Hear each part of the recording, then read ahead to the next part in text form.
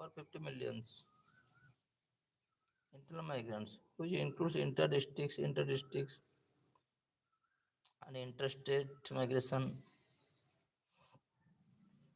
Interstate. This constituted 37% of the Indian population in 2011. A large number of internal migration creates the following challenges: unplanned development. Large number of migrant efforts leads to creation of unauthorized colonies, which are not developed as per the needs of vibrant urban space. As per the needs of vibrant provision of basic amenities. Increasing migrant population puts pressure on the capacity of urban agencies to provide adequate basic amenities like access to clean water, metal road, clean locality. This often leads to creation of slums, which are unhygienic, not hygienic, not clear, clean. Livelihood. Internal migrants are mostly employed in the unorganized sector. Livelihood. Internal migrants are mostly employed in the unorganized sector. Now, urban agencies find themselves unable to provide a livelihood. Are mostly employed in the unorganized sector, and urban agencies find themselves. Internal migrants are mostly employed in the unorganized sector, and urban agencies find themselves unable to provide livelihood security to these migrants. ILO stated international labor revealed that 90% of the Indian internal migrants lost all their means of livelihood during the COVID-19 lockdown. Only 7% benefited from the efforts to revive their livelihoods. Through the state-run MG Narega program, 70% benefited from the efforts to revive their livelihoods.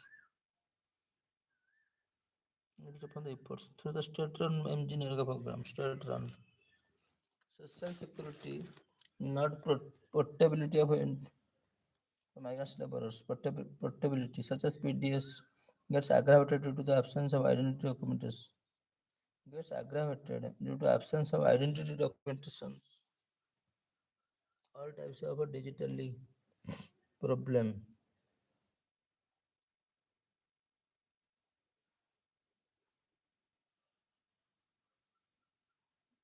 Social security, non-portable safety and security. Migrants often reside in the crime infested slums where they are susceptible to physical abuse and sexual harassment, especially women and children sometimes. They are also harassed by law enforcement authorities.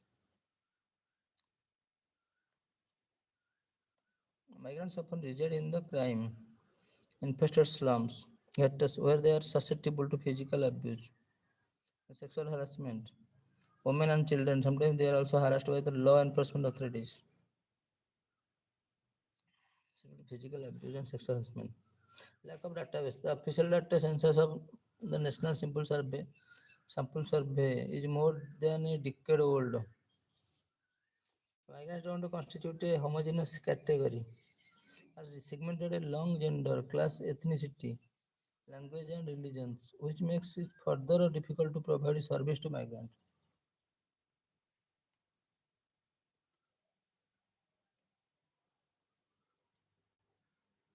The official data. Moreover, migrants don't constitute a homogeneous category and are segmented along gender, class, ethnicity.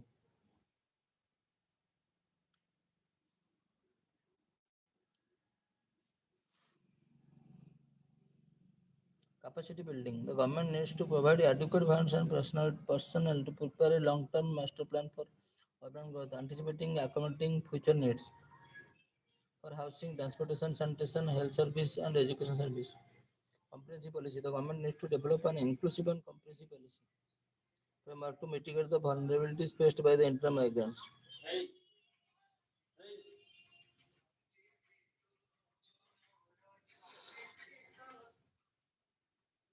Comprehensive policy. The government needs to develop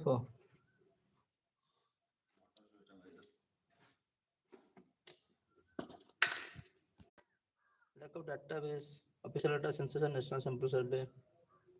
Moreover, migrant don't constitute a homogeneous category.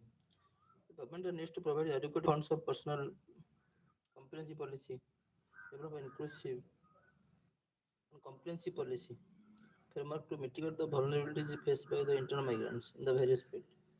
Ensuring access to basic service, access to decent living conditions should also be included in migration policy, ensuring that migrants are not denied access to housing, ensuring access to basic service, access to decent living conditions should also be included in migration policy. Housing and basic service, access to decent living conditions should also be included in migration policy, ensuring that migrants are not denied access to housing and basic service. Labor market inclusion. This can be done through by providing training, placement, and skill upgradation with the help of NGO. Through by providing training, placement, and skill upgradation, ensuring access to basic service, access to decent living conditions should also be included in migration policy, ensuring that migrants are not denied access to, ensuring that migrants are not denied access to housing and basic service. Comprehensive policy. The government needs to develop inclusive and comprehensive policy to mitigate the vulnerabilities faced by the internal migrants in various fields. Inclusive and comprehensive policy framework to mitigate the vulnerabilities faced by the internal migrant. Legal aid and dispute resolution. This can be done through the legal aid society districts, which will help migrants protect against work and wage related practice and will provide a grievance and dispute handling mechanism to negotiate with employers, contractors. Finance inclusion. This can be done by extending banking facilities to promote saving and secure transfer of remittance in the source and destination area. Financial inclusion through the PM Jan Dhan Yojana, implementation of the One Nation One Ration Card scheme and steps in right direction. However, efforts and challenges.